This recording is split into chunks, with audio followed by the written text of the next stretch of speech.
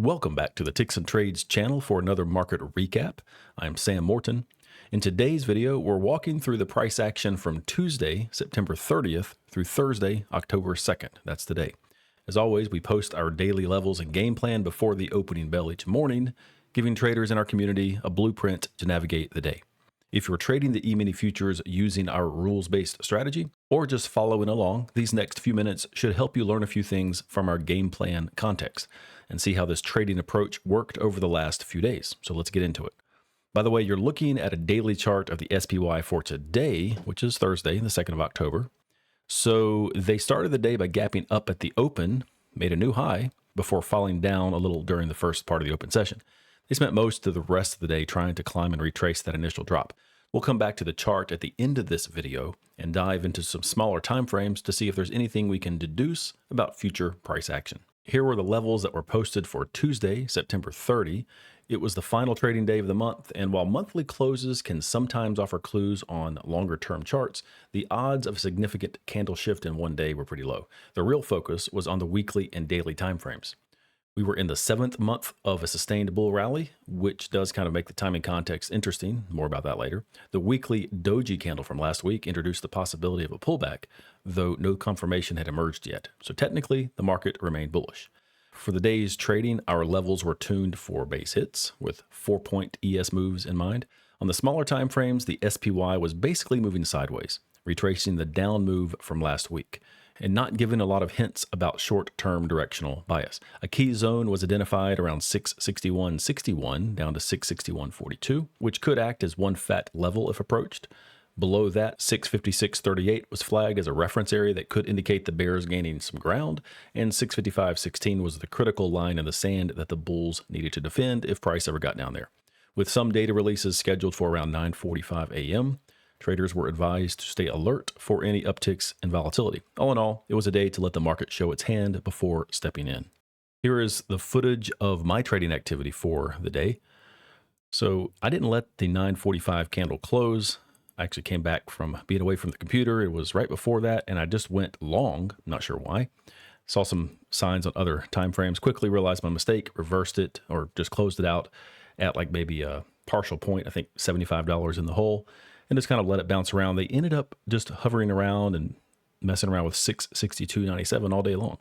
They did get down to 661.61 later, top of that zone. I was willing to buy toward the bottom of the zone, so we can scrub ahead. And I'll show you what I had in mind when they got down there. Didn't mess around with 662, so I was willing to buy 2 contracts down toward the middle to the bottom of the zone, and they came up within 10 cents, or came within 10 cents of that level of the top of the zone. And that's a near miss in my book. So playing by the rules, which is what I did. I'm not going to attempt that trade if they come back into it again. But the heartbreaker is that when they did come back into 661.61, they hit it to the penny and bounced. So not counting that trade playing by the rules because we want everything to be consistent. But obviously, as you can tell, I did not take the trade myself. I think I let this thing go to about noon or so and close up shop. So that was it for Tuesday. The SPY had closed strong on Tuesday, but gave back a large chunk of that rally in the overnight session. Coming into the open on Wednesday, we were watching a roughly 50-point S&P drop from the overnight high, followed by a climb back up to retest prior territory. So the market was choppy and on edge, and that kind of behavior can make trading at the levels a little trickier. So Wednesday's game plan noted that the former all-time high set at around 667.35, and if the bulls managed to break that, we had an eye on 671.23 and higher, the approximate region of the long-term trend line that we keep talking about. It's been keeping price in check for several months.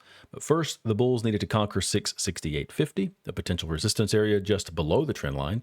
And to the downside, 664.69 marked a gap from the overnight drop and was treated as an axis level. So staying above was better for the bulls, but getting below and holding below could put pressure on the support levels down 662.91, 662.03, those 3 levels close together. You can read those.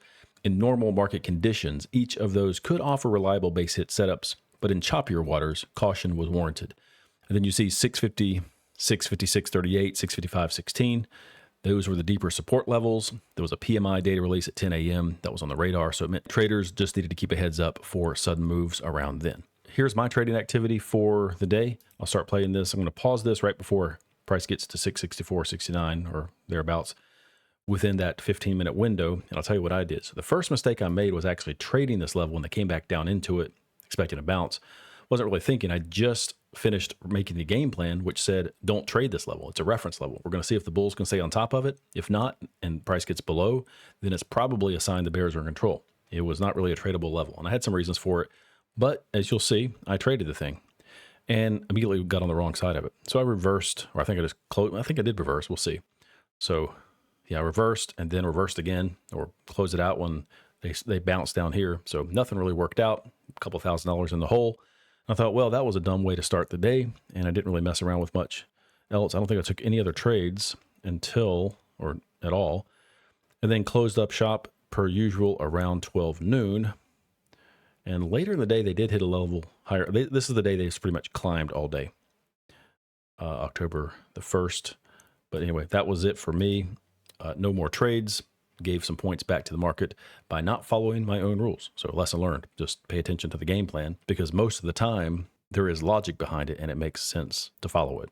Now we're at Thursday, which is today, and this is still posted online in the members section. So as we moved into today, all signs pointed to that trend line, which is a target for the bulls. SPY had climbed steadily and was closer to that neighborhood of the trend line. As we saw in the daily chart, we'll go back to that later, they gapped up at the open and then fell. So the trend line was around 671.80 to 672.40. I explained that in the game plan. It wasn't drawn on the board, but we had a resistance zone above that, 673.73 and higher. You see the 674 number.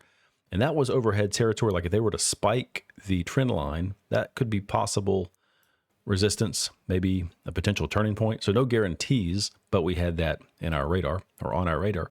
On the way up, 671.04 was identified as the bull axis, so price needed to stay above that to generate enough energy to challenge that trend line. 668.45 was the previous day's close and could become a battleground if price dropped back down toward that. Below that, 666.70 was tagged as the bear axis, a place where if price closed hourly candles beneath it, the bears could use that to try to get price lower. We're still keeping an eye on that doji candle from last week on the weekly chart, because this was Thursday. This is the last 2 days of the week. The bears would want to close below last week's high, around 667.34, I think, 35. So this is what we had going into the day. So the question really remained, would the bulls get chased away once they got up to that trend line again, or will they finally break through and establish new dominance, either today or tomorrow or so? Until we see signs of a true reversal, the game plan reminded us that the market is bullish until proven otherwise. Here's my trading activity for today. A little frustrating because I missed an opportunity. I mean, really, I was playing by the rules, so it kept me out of trouble, but I didn't make any money either because I never got into the trade. The one trade I was willing to buy, or willing to get into, was go long at 668.45. As adjusted, that would be 668.50. I did not.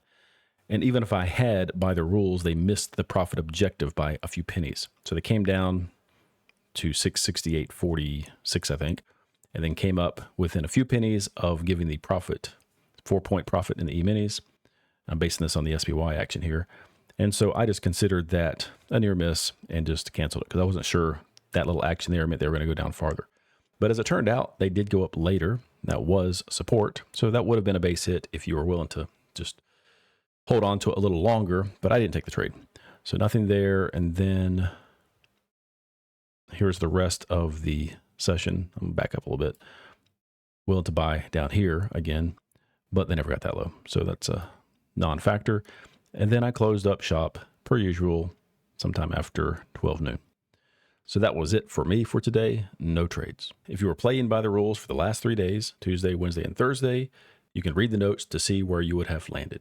So you would have made some money if you played by the rules. I did not, as you saw. So not a good month, honestly, of September. A lot of red on the screen for me. And we'll start with October, a nice fresh month. And let's see how it goes. Now, I will say the last video I posted, which was last night, covered about 17 trading days, September 5 through the 29th, which was a Monday, just kind of an arbitrary amount of time there. But I was just catching up from getting way behind, and I just wanted to make sure that all my trades were on record. This YouTube channel kind of keeps me honest here, so you can see everything I'm doing. And I want to, of course, I want to track and share what is possible theoretically if you're playing by the rules that I have for the strategy. So if you want to go back to learn a little bit more, it's not the most exciting video, but there are some tips and tricks in there about what to look for when you're trading at these levels. But that does it for the tracking logs. Hopefully you've had a chance to look through the metrics and see where everything lands. And then back to the daily chart. So this trend line, pretty obvious what's happening for several months. Price has been constrained by that. And I'm going to point out what things look like on, let's see, here's the weekly chart.